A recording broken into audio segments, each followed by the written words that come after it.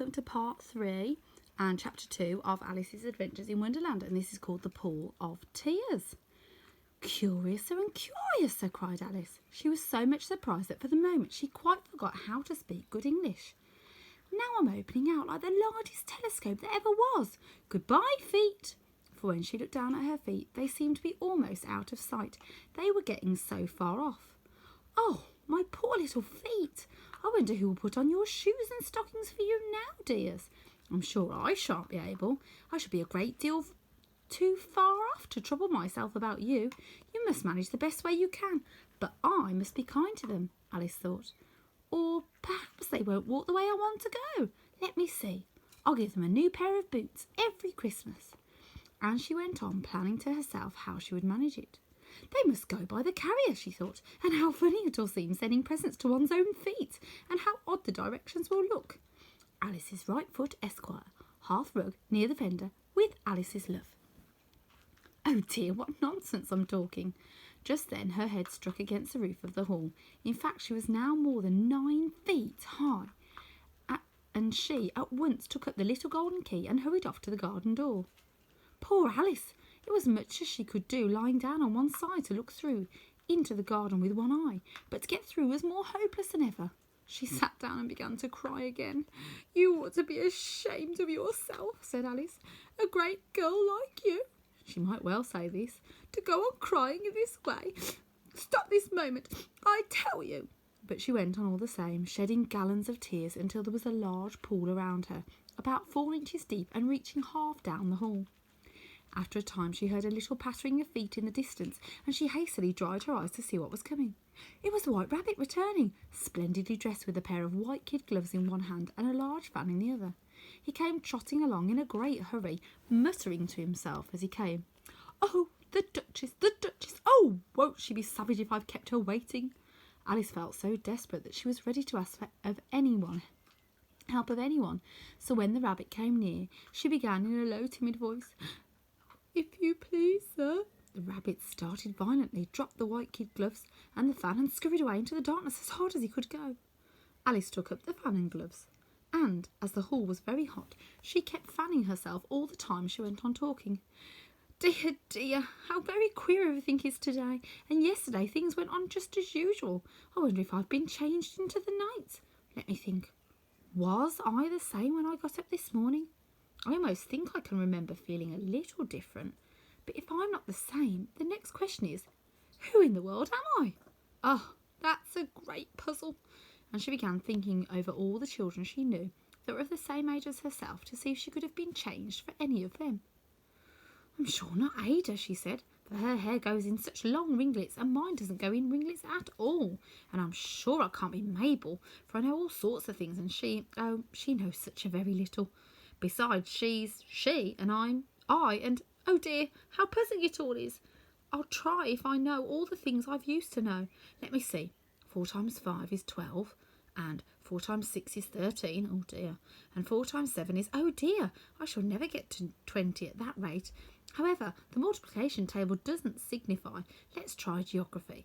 London is the capital of Paris, oh goodness. And Paris is the capital of Rome. And Rome, no, that's all wrong. She's right, it is.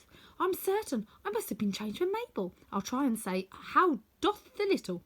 And she crossed her hands on her lap as if she was saying lessons, and began to repeat it.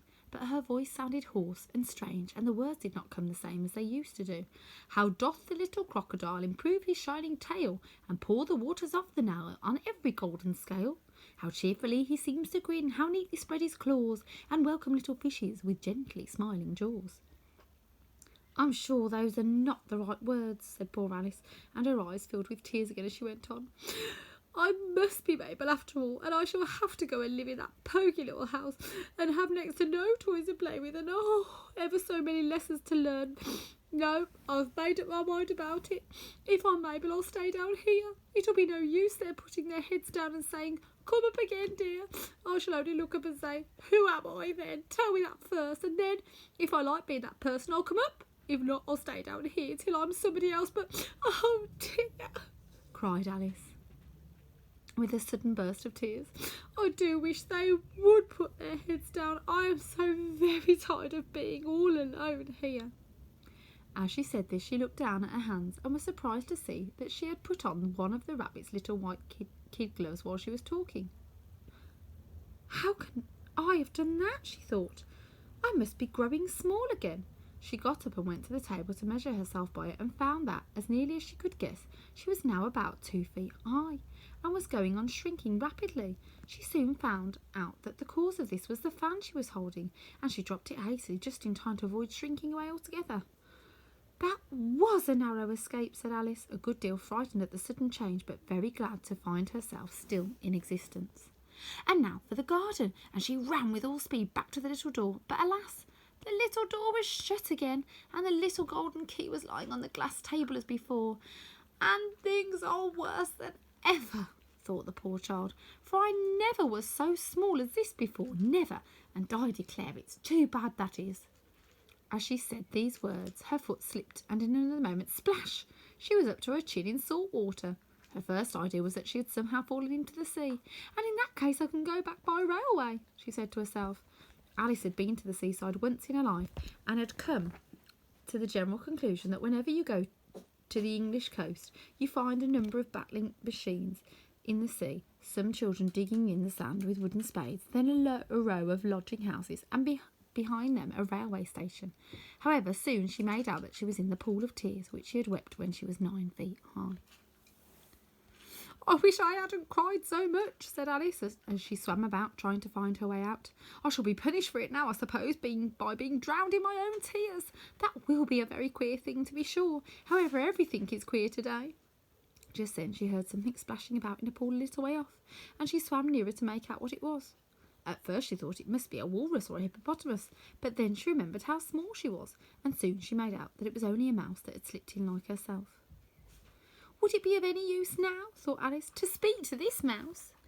Everything is so out of the way down here that I should think very likely it can talk. At any rate, there's no harm in trying, so she began. Oh, mouse, do you know the way out of this pool? I am very tired of swimming about here. Oh, mouse! Alice thought this must be the right way of speaking to a mouse. She had never done such a thing before, but she remembered having seen her in her brother's Latin grammar. A mouse, to a mouse, a mouse, oh, mouse! The mouse looked at her rather inquisitively, and seemed to her to wink with one of its little eyes, but it said nothing. Perhaps it doesn't understand English, thought Alice. I dare say it's a French mouse, come over with William the Conqueror, for with all her knowledge of history, Alice had no very clear notion how long anything had happened, so she began chatting again. Où est ma chatte? Which was the first sentence in her French lesson book. The mouse gave a sudden leap out of the water and seemed to quiver all over with fright. Oh, I beg your pardon, cried Alice, hastily, afraid that she had hurt the poor animal's feelings. I quite forgot you didn't like cats. Not like cats, cried the mouse in a shrill, passionate voice. Would you like cats if you were me? Oh, well, perhaps not, said Alice in a soothing tone. Don't be angry about it, and yet I wish I could show you our cat Dina. I think you'd take a fancy to cats if you could only see her. She is quite a dear thing. Alice went on half to herself as she swam lazily about in the pool. And she sits purring so nicely by the fire, licking her paws and washing her face, and she is such a nice soft thing to nurse, and she's such a capital one for catching mice. Oh, I beg your pardon, cried Alice again, for this time the mouse was bristling all over, and she felt certain it must be really offended. We won't talk about her any more if you'd rather not. We indeed, cried the mouse, who was now trembling down to the end of his tail. As if I would talk on such a subject. Our family always hated cats. Nasty, low, vulgar things. Don't let me hear the name again. I won't indeed, said Alice, in a great hurry to change the subject of conversation. Are you fond of dogs? The mouse did not answer, so Alice went on eagerly. There is such a nice little dog near our house. I should like to show you. A little bright-eyed terrier, you know, with such long curly brown hair. And it will fetch things when you throw them. And it will sit up and beg for its dinner. And all sorts of things. I can't remember half of them. And it belongs to a farmer, you know. And he says it's useful, so it's worth £100. He says it kills all the rats and... Oh dear, cried Alice in a sorrowful tone. I'm afraid I have ended it again. For the mouse was swimming away from her as hard as it could go and making quite a commotion in the pool as it went. She called softly after it, Mouse dear, do come back, and we won't talk about cats or dogs either if you don't like them. When the mouse heard this, it turned round and swam slowly back to her. Its face was quite pale with passion, Alice thought, and it said in a low, trembling voice, "Let us get to the shore, and then I'll tell you my history, and you'll understand why it is I hate cats and dogs." It was high time to go, for the pool was getting quite crowded with birds and animals that had fallen into it. There were a duck and a dodo, a lorry and an eaglet, and several other curious creatures. Alice led the way, and the whole party swam to the shore.